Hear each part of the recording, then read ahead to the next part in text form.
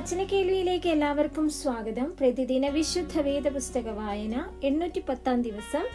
യെഹെസ്കേൽ പ്രവാചകന്റെ പുസ്തകം 10 അധ്യായം. അനന്തരം ഞാൻ നോക്കിയപ്പോൾ കെരൂബുകളുടെ തലയ്ക്കുമീതെ ഉണ്ടായിരുന്ന വിതാനത്തിൽ നീലക്കല്ല് പോലെ സിംഹാസനത്തിന്റെ സാദൃശ്യത്തിൽ ഒരു രൂപം അവയുടെ മേൽ കാണായി വന്നു. അവൻ ശണവസ്ത്രം ധരിച്ച പുരുഷനോട് സംസാരിച്ചു. നീ കെരൂബിന്റെ കീഴെ തിരിഞ്ഞുകൊണ്ടിരിക്കുന്ന ചക്രങ്ങളുടെ നടുവിൽ ചെന്ന് കെരൂബുകളുടെ ഇടയിൽ നിന്ന് നിന്റെ കൈ നിറയെ തീക്കനലെടുത്ത് നഗരത്തിന്മേൽ വിതറുക എന്ന് കൽപ്പിച്ചു.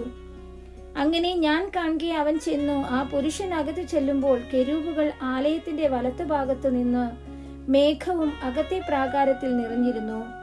എന്നാൽ യഹോവയുടെ മഹത്വം കെരൂബിന്മേൽ നിന്ന് പൊങ്ങി ആലയത്തിന്റെ ഉമ്മരപ്പടിക്കു മീതെ നിന്നു. ആലയം മേഘം കൊണ്ട് നിറഞ്ഞിരുന്നു. പ്രാകാരവും യഹോവയുടെ മഹത്വത്തിന്റെ ശോഭ കൊണ്ട് നിറഞ്ഞിരുന്നു. കെരൂബുകളുടെ ചിറകുകളുടെ ഇരച്ചൽ പുറത്തെ പ്രാകാരം വരെ സർവശക്തനായ ദൈവം സംസാരിക്കുന്ന നാദം പോലെ കേൾപ്പാനുണ്ടായിരുന്നു. എന്നാൽ അവൻ ശണവസ്ത്രം ധരിച്ച പുരുഷനോട്, നീ കെരൂബുകളുടെ ഇടയിൽ നിന്ന് തിരിഞ്ഞുകൊണ്ടിരിക്കുന്ന ചക്രങ്ങളുടെ നടുവിൽ നിന്ന് തന്നെ തീ എടുക്ക എന്ന് കൽപ്പിച്ചപ്പോൾ അവൻ ചെന്ന് ചക്രങ്ങളുടെ അരികെ നിന്നു. ഒരു കെരൂബ് കെരൂബുകളുടെ ഇടയിൽ നിന്ന് തന്റെ കൈ കെരൂബുകളുടെ നടുവിലുള്ള തീയിലേക്ക് നീട്ടി കുറെ എടുത്ത് ശണവസ്ത്രം ധരിച്ചവന്റെ കയ്യിൽ കൊടുത്തു. അവൻ അത് വാങ്ങി പുറപ്പെട്ടു പോയി. കെരൂബുകളിൽ ചിറകുകൾക്ക് കീഴെ മനുഷ്യന്റെ കൈ പോലെ ഒന്ന് കാണായി വന്നു. ഞാൻ കെരൂബുകളുടെ അരികെ 4 ചക്രം കണ്ടു. ഓരോ കെരൂബിനരികെ ഓരോ ചക്രം ഉണ്ടായിരുന്നു. ചക്രങ്ങളുടെ കാഴ്ച പുഷ്പരാഗം പോലെ ആയിരുന്നു. അവയുടെ കാഴ്ചയോ 4നും ഒരു ഭാഷ ആയിരുന്നു. ചക്രത്തിൽ കൂടി മറ്റൊരു ചക്രം ഉള്ളതുപോലെ തന്നെ അവയ്ക്ക് 4 ഭാഗത്തേക്കും പോകാം. തിരിവാൻ ആവശ്യമില്ലാതെ തല നോക്കുന്ന ഇടത്തേക്ക് അതിന്റെ പിന്നാലെ അവ പോകുമ്പോൾ തിരികെയുമില്ല. അവയുടെ ദേഹത്തിലെങ്ങും മുതുകിലും കയ്യിലും ചിറകിലും ചക്രത്തിലും 4നുമുള്ള ചക്രത്തിൽ തന്നെ ചുറ്റും അടുത്തടുത്ത് കണ്ണ് ഉണ്ടായിരുന്നു. ചക്രങ്ങൾക്കോ ഞാൻ കേൾക്കെ ചുഴലികൾ എന്ന് പേർ വിളിച്ചു.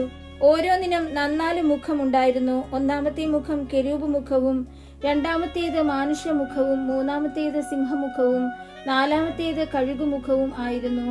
കെരൂബുകൾ മേലോട്ട് പൊങ്ങി. ഇത് ഞാൻ കേബാർ നദീതീരത്ത് വെച്ച് കണ്ട ജീവി തന്നെ.